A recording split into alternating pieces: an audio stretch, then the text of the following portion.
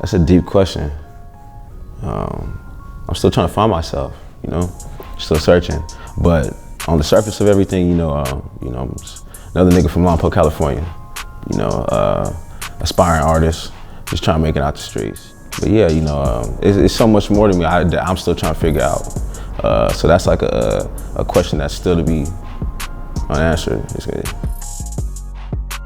My brother Jay Styles, when I was younger, I started writing music when I was 13.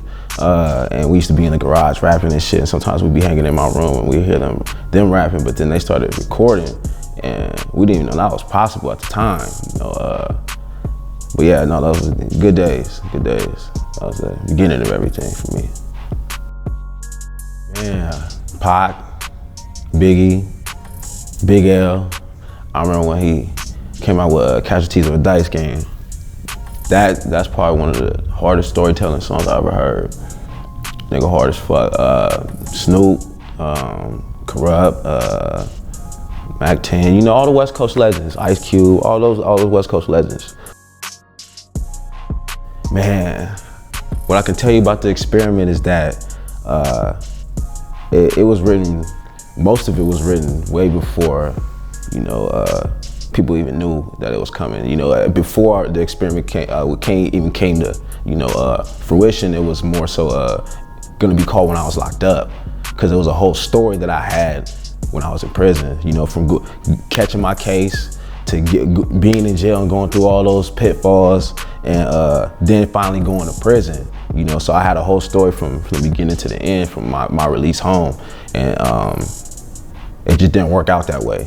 I was on some bullshit coming home, and I caught a gun case and went back to jail, ended up coming out on some bullshit, and I got focused, so I started doing different songs. I wasn't even focused on that shit as far as when I was locked up. I started working on different sounds, working with other niggas, and then I was like, let me try to expand on this as far as see how far I can go as an artist, doing different things. And so that's how you got songs like Late Night Thoughts, When She's Through, because I wasn't doing songs like that before.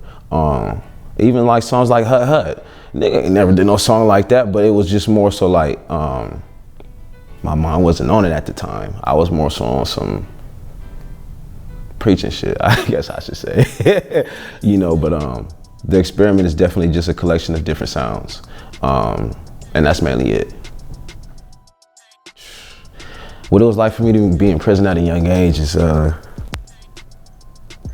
a hard question to ask. I mean, I've been doing time since I was 13, so like going to prison was just,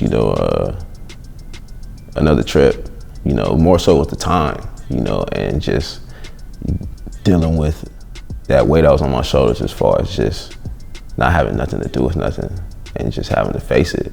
That's the outcome of living that lifestyle though. A lot of niggas don't get that. But it was tough, a lot of loneliness. Good times though, you meet good people in there. There's a lot of good niggas in there.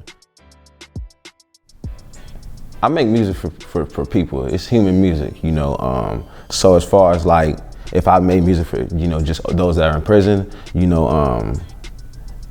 if they feel it, they feel it, because anybody outside the walls are gonna feel it too, because they do, and and that's a given, because it's real reality. It's not no falsehood. This is things that everybody's going through. And so it makes it easier. It makes it easier for them to understand it. In my hood, preaching my nigga Jinsu, man. That was I wrote that song in prison with my nigga Savvy Quete, man. And when he got out before me, and he was doing his thing. So I was busy trying to get on my feet. So we never had a chance to link up. And I finally made it out to North Hollywood, so I got in the studio, and just so happened Jinsu was recording me. So I couldn't hear myself on it. At the time I really couldn't, so I was like, hey, I wrote this hook, can you see if you can do your thing? And he kind of just flipped it a little bit, and just came out just like that, and then he threw a verse on it. It was, history in the making after that. With songs like Late Night Thoughts and when she's through, take away from my street cred. Oh, that's a funny question. Nah, you know, niggas know me, you know, and that's really all that matters. Niggas know where I'm from, you know, from the pen to the street. So all that, and niggas like us, nigga, shit, we love them love songs. So nigga, miss me with that. Anxiety before performance is definitely one of the things that I do get. But it's what I need, because I need that adrenaline rush, because it gives me, when I get out there, when I step out anytime, it's showtime. That's that energy, that's that push I need. I remember my first performance was Club Eden in East or West Hollywood. This is back in like 2011. It's me, my nigga Zay, Boss, Knuckles, Lil Bandless. I want to say, who else? Yeah, you know, that was being up there with them. Though it kind of made it a little easier. I had my niggas there, my you know, niggas from the Sandbox, so it kind of made it a little easier. But it was a lot of people out there. We opened up for Dizzy Wright, and so that was a smooth night. You know, we did our thing. You know, but it's been about 5 years since I've been on stage, so like I've been itching to get back, you know, at that time. But it's game time right now. I'm ready. You know, I'm ready to get on stage. Everybody know what my favorite food is. My favorite food is burgers, man.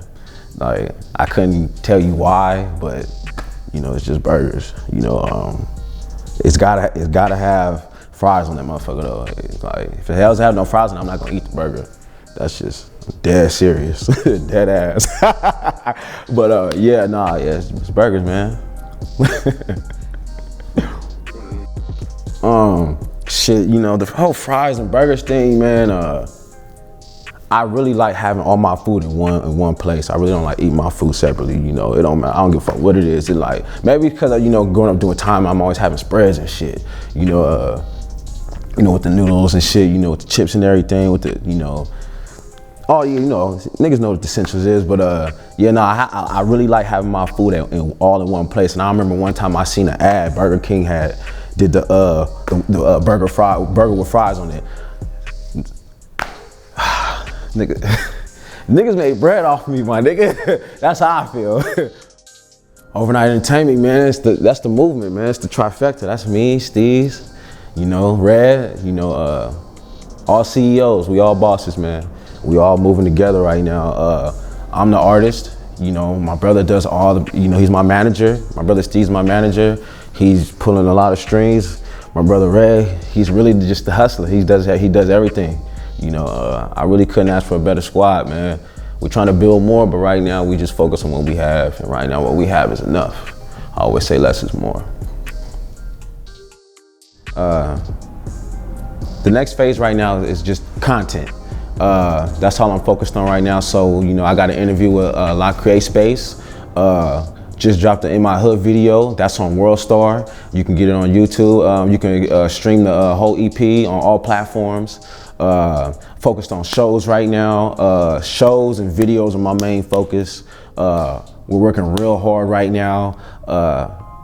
My main focus right now for me is getting these videos and interviews done. We got shows getting done in Modesto, down south in LA, Santa Barbara. There's a lot of things getting lined up right now. I'm just trying to stay focused and let my brothers take care of everything. Yo, it's Billy Ray. The experiment is out. Shout out to T-Bird. Shout out to La Create Space. My Instagram is Billy Ray Long Live MT. Holla at me.